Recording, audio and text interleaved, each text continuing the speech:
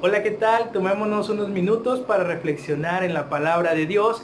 Y hoy lo vamos a hacer en un salmo que es bastante conocido, yo creo que es de los más populares de la escritura, que es el Salmo 23. No lo sé, Rick, parece falso. Como todos conocemos, este salmo es escrito por David y es un salmo que inspira muchísima confianza, da mucha paz. Y creo que en estos momentos en los que estamos viviendo como sociedad mundial, no solo como sociedad mexicana, este salmo es bastante importante que lo tengamos siempre en nuestra mente, siempre como parte, ¿no?, de nuestra repetición y nuestra lectura devocional diaria, valga la redundancia. El Salmo 23 yo lo quise dividir en tres partes porque me parece que son las más apropiadas para poder analizar. Maravillosa jugada. La primera parte, que son los versículos del 1 al 2, bueno, y inicios del 3, habla acerca de cómo Dios es el proveedor, se presenta como esa característica que Dios tiene, que Él es tu suficiente, que Él es el que te da absolutamente todo cuanto necesitas. Es simplemente con encontrar la primera frase, ¿no?, del versículo 1, que dice: Jehová es mi pastor. Esta palabra pastor no tiene que ver, ¿no?, con el concepto mucho de pastor actual, es decir, no es aquel que predica los domingos, sino tiene que ver más con la usanza del pastor de ovejas, ¿no?, aquel oficio en el antiguo Israel, que era un cuidado constante, que era una persona que, si bien estaba con animalitos, esta persona era la encargada de que nada malo les pasara. Y de hecho la función principal de este personaje o de este oficio era alimentar. Él tenía que sacar a pastar a las ovejas, de allí su nombre pastor, ¿no? Es el que busca pastos para que las ovejas puedan comer. Y es interesante cómo David anuncia la característica o una imagen que tiene él de Dios, y lo tiene precisamente como su pastor, como que Dios capta o encierra toda su atención para proveerte a ti del alimento que te sostiene, que te da protección.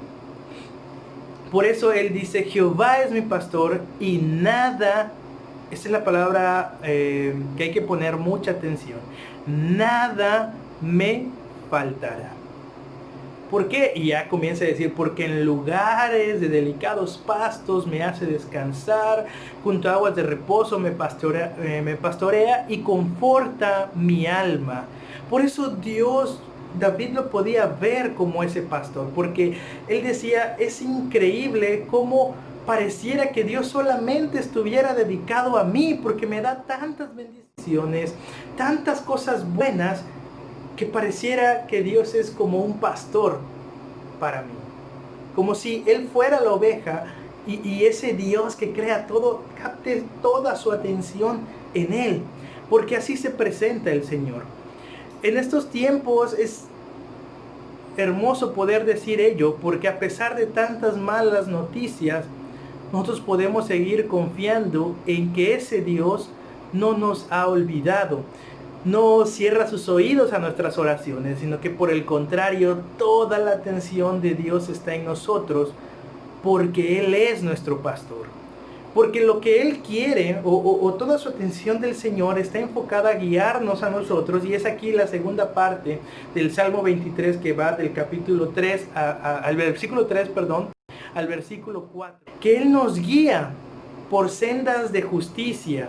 Dice: porque Él nos ama, por amor de sí mismo, Él nos va a guiar en su justicia. Él nos acompaña y nos hace pasar por valles de sombra, y nosotros no tendremos temor.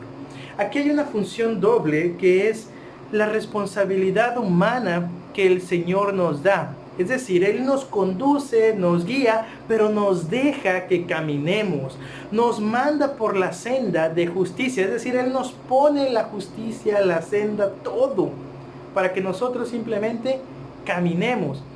Y porque David está dando por sentado de que Dios demanda de su persona algo que es imposible no poder hacer, porque tenemos todo el terreno, todo el panorama estructurado para que nosotros lo cumplamos, que es vivir sin miedo, vivir en justicia y vivir con esperanza. ¿Cuánta falta hace hoy a muchas personas esto? Descubrir que su Dios quiere que caminamos rectamente, que cumplamos con las normativas establecidas, que seamos prudentes en nuestro actuar, pero también que vayamos sin temor. Sin temor no es lo mismo que andar haciendo imprudencia, sino sin temor es cumplir con las normas, confiando en que el Señor nos librará. Pero también para aquellos que están, por ejemplo, en las condiciones de enfermedad que hoy se vive en el país, también para ellos hay un mensaje, porque Dios les dice: yo te restauraré, ya sea en esta vida o en la siguiente, pero tú, mi hijo, vas a estar bien. Y esta es la última parte, que es la bendición de Dios, que es versículos 5 y 6. Dice el salmista: aderezas mesa delante de mí en presencia de mis enemigos. Es decir, tú, aún a pesar de las circunstancias difíciles y aún a pesar de mí, quizá de mis miedos, de mis inseguridades, el Señor sigue acomodando y ordenando todas las cosas a tal modo de que nosotros disfrutemos de esta vida que Él nos da, aún a pesar de sus vicisitudes. Él nos hace ser vencedores, y esta es la parte del versículo 5, la segunda mitad, que dice: unges mi cabeza con aceite y mi copa está rebosando. Este es un modo en el cual se representaba a la unción, ¿no? Ya sea de algún sacerdote, de algún rey, que simboliza la pureza, y es el Señor nos está escogiendo, nos está apartando, y a tal grado que hasta nuestra copa, es decir, nuestra bebida, todo lo que tenemos, nunca va a escasear. Ciertamente el bien y la misericordia me seguirán todos los días de mi vida, y en la casa de Jehová moraré por largos días. Así termina este pasaje, este hermoso salmo, porque es una repetición no hacia Dios, sino hacia uno mismo, de poder decir: date cuenta que el Señor te está guiando, que el Señor ha preparado todo para que tú camines, y aún en ese camino el Señor te sigue sosteniendo.